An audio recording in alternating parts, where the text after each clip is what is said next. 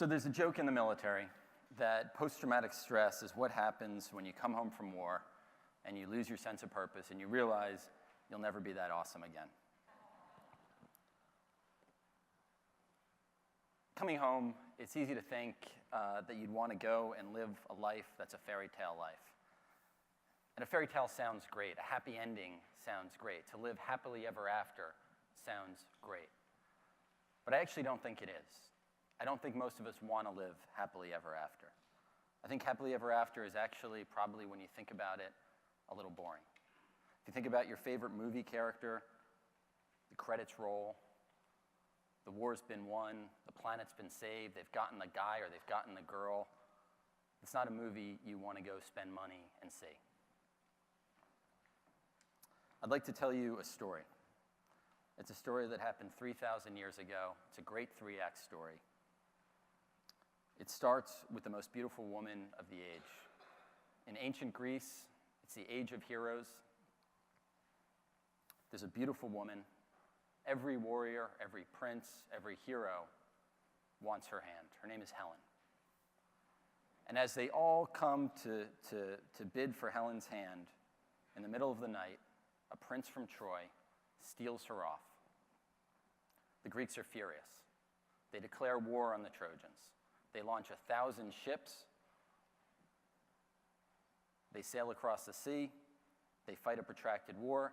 They build the Trojan horse. They sack the city of Troy. They get the girl back. It's a classical story of the boys meet the girl, the boys lose the girl, the boys get the girl back. But that's not where the story ends.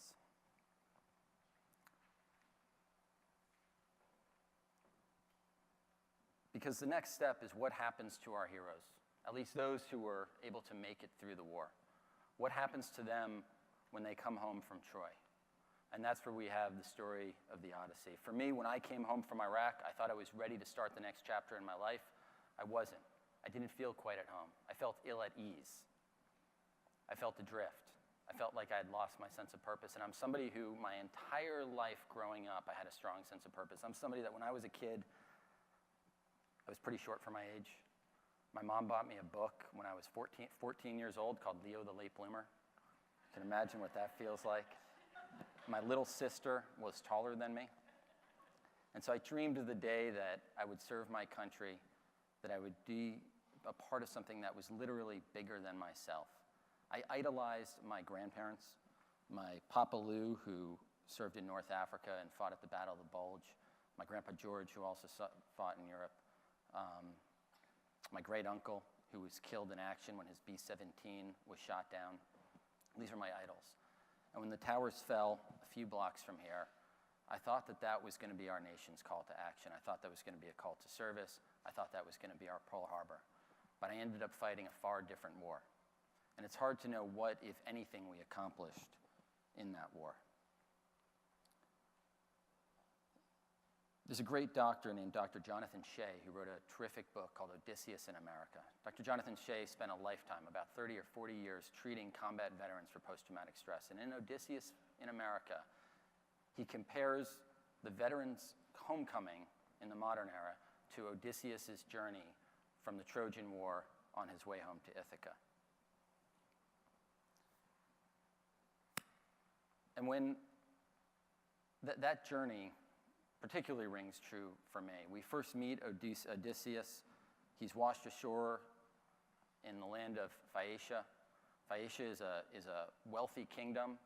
It's been untouched by the Trojan War. They care more there about being entertained. They care more there about their media and about their sports teams. It sounds somewhat familiar. And so Odysseus lands in this shore, and this is actually at the end of his journey, though it's at the beginning of the book.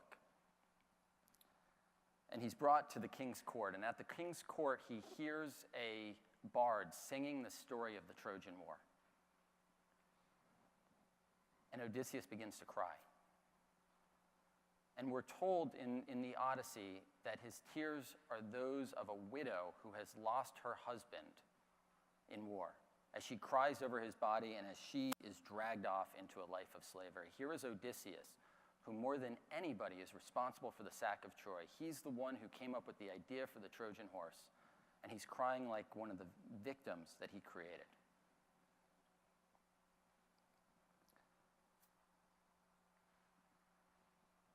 The king identifies Odysseus and asks him to start telling his story. And as Odysseus tells his story, he tells a story that rings true for many of us coming home.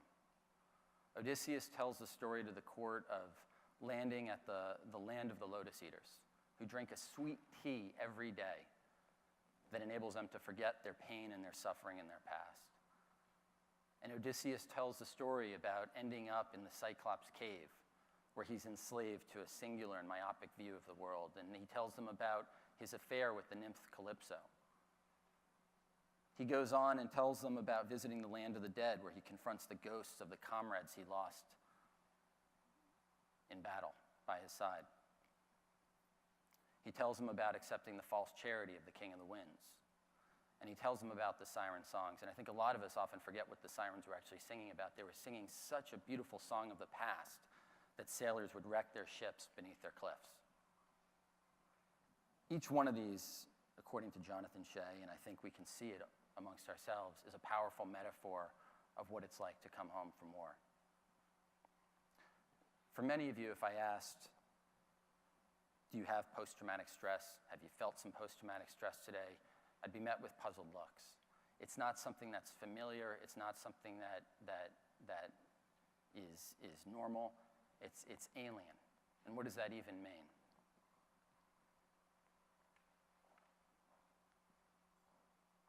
I lost one of my closest friends in Iraq, a guy named Ronnie Winchester. I felt incredible amounts of grief when we lost him. I felt guilty that I didn't have that last beer with him the night before we deployed. He was killed less than a month later by an IED. I also felt incredible amounts of shame, and I felt incredible amounts of guilt for a decision I made one night at a checkpoint outside the city of Fallujah, where we took another man's life, who we mistook for a suicide bomber. And there's somebody out there who doesn't have a father because of a decision we made that night. And I feel shame that people would even feel pity for me because I'm not the one who lost my father. The men and women who are serving our country today are the best and brightest of a generation. There's a phenomenal statistic that 77% of 18 to 24-year-olds cannot join today's military. That's been true of the last 12 years. This is not new. The folks who come out of the military are some of the brightest of a generation. They're better educated. They have higher salaries. They have lower unemployment. They even have the highest rates of business ownership success, and they have the lowest rates, believe it or not, of home loan defaults in the entire country. This is a population that holds themselves to incredibly high standards. This is a population that is not familiar with failure. And that's the problem with war. Because in war, you're gonna fail. In war, you're gonna shoot too soon, and an innocent person is gonna get killed, or you're gonna shoot too late, and a buddy is gonna get killed. And then you have to live with the ramifications of those decisions. You have to live with the grief, the guilt, the shame. If I ask this room again, how many of you feel or have felt in your life grief or guilt of shame? I'm sure every single one of you would put your hand in the air, because that is an emotion that we're familiar with. And I'd say that Jonathan Shea's metaphor of Odysseus returning home from war, it doesn't just apply to us combat vets, it applies to all of us in the trials we encounter in our lives. We can reach for the bottle at the land of the Lotus Eaters. We can hide ourselves in the Cyclops cave. We can listen to the siren's song and become lost in the past. We can have an affair with Calypso, the nymph. We can even mourn so deeply that we get lost in the land of the dead. But what Odysseus had is he had a renewed purpose that took him through his Act 4.